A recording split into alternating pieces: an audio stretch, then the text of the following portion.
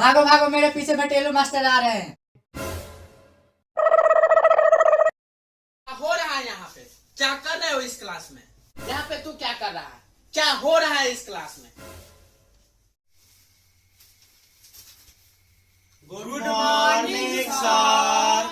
Happy new year sir. Good morning, sit down.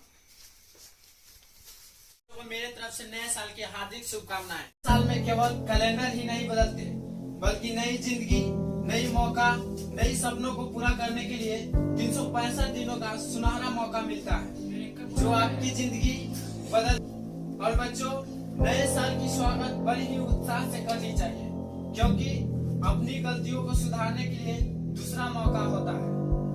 आराम का अंत हो जाना नया साल है, गिनती का बदल जाना नया साल है, वर्तमान का इतिहास बदल जाना नया साल है, गए हुए सूरज को ढल जाना नया साल है, दर्द को भूलकर सुख कर पहचान जाना नया साल है।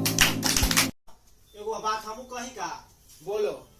ये सर गर्लफ्रेंड को ग्रीटिंग कार्ड देना ना नया साल। सर जी, आज तो पढ़ाई लिखाई होना नहीं चाहिए, आज तो नाच गान होना चाहिए मेरे हिसाब से। क्यों रे उक्कू, आज के दिन पढ़ाई क्यों नहीं होगी? आज तो बहुत जोरों की पढ़ाई होगी। अगर आज के दिन तुम लोग पढ़ाई करोगे तो पूरे साल पढ़ाई करते रहो। सर जी, आज तो बकचोदी हो गई। कौन बोला? किसने बोला? तुम मुझसे जितना बच सकता है बच। चलो सभी बच्चे हाजिरी बोलो। वैसे भी बहुत ज्यादा टाइम हो गया है और पढ़ाई भी बहुत ज्यादा करनी है। ये सर तो शुरू करिए। हाँ सर, शुरू करिए, हम तैयार बैठे हैं। प्रवान, आयल बानी सर जी। रोल नंबर 3 प्रेजेंट बानी सर जी। पटकू यार, मास्टर जी रोल नंबर मेरा खा गया, कुछ बोले यार उनको, वो मेरा ही नंबर भूल गए, मेरा ही। जी रोल नंबर 1 के बाद सीधा 3, 2 कहाँ गया सर जी? क्या हुआ सर जी, गिनती भूल गए? जब आपको ही नहीं आता गिनती तो हम लोग क्या पढ़ाओ? हाँ सर, यार दिमाग घर पर रहा है। आपको मास्टर किसने बनाया? मेरा नाम मुटकू है, मैं प्रेजेंट हूँ और मेरा हाजिरी बनाई, मेरा रोल नंबर 2 है। इधर आ जाओ, लगाता हो तेरी हाजिरी। इधर आ जाओ। जी बोलिए। तो फिर ये ले। ये पता नहीं है आज ऑड इवन का क्लास है? प्रिंसिपल ने बढ़ते कोरोना के कारण ऑड इवन क्लास कर दिया है। बाहर नोटिस में पढ़ा नहीं था, आज ऑड वाले के क्लास है। इवन नंबर वाले को कल क्लास होगा। भाग यहाँ से। सर जी, ऑड इवन क्या होता है? ऑड इवन किसको बोलते हैं? ऑड इवन नहीं पता है तुम लोगों को? बहुत ही बुरा हाल है तुम लोगों का। ए सर नहीं पता है तभी तो पूछ रहा है ना, बता दीजिए फिर। बहुत ही बुरा हाल है तुम लोगों का। ऑड का मतलब ऑड होता है और इवन का मतलब इवन होता है। ए सर अरे हिंदी का क्लास है, हिंदी में बताइए ना। ऑड इवन का कोई हिंदी नहीं होता। ऑड इवन का हिंदी ऑड इवन ही होता है।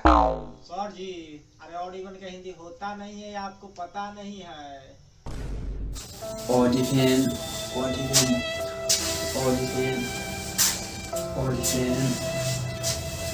ए सर अरे आँख कान मुंगली मत कीजिए, कोरोना बीमारी चल रहा है। पटकू, तू ज्यादा बकवास ना कर।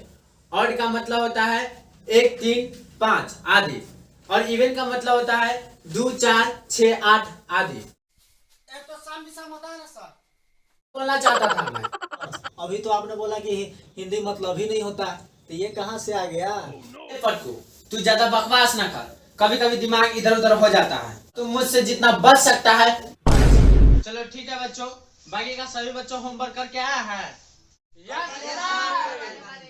चलो सभी बच्चे से सुनते हैं। चलो तू होमवर्क करके आया है?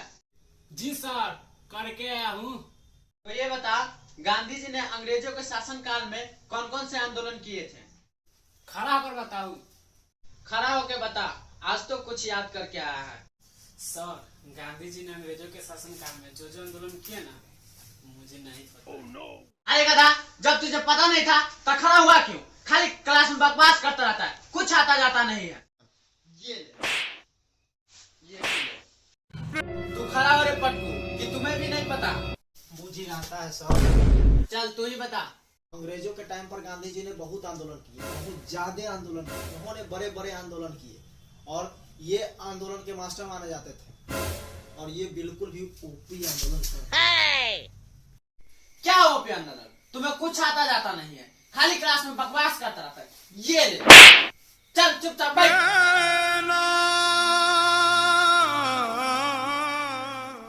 चल ले ढोला, खड़ा हो और तू बता पानीपत की तीसरी लड़ाई क्यों हुई थी और हमारे इतिहास में क्यों महत्वपूर्ण है। सर खड़ा होके बताए। खड़ा होके बता, आज तो कुछ याद करके आया है। सर नहीं पता है। इधर आओ, इधर आओ। ये ले। जब तुझे पता ना था तो खड़ा क्यों हुआ? जाओ बैठो।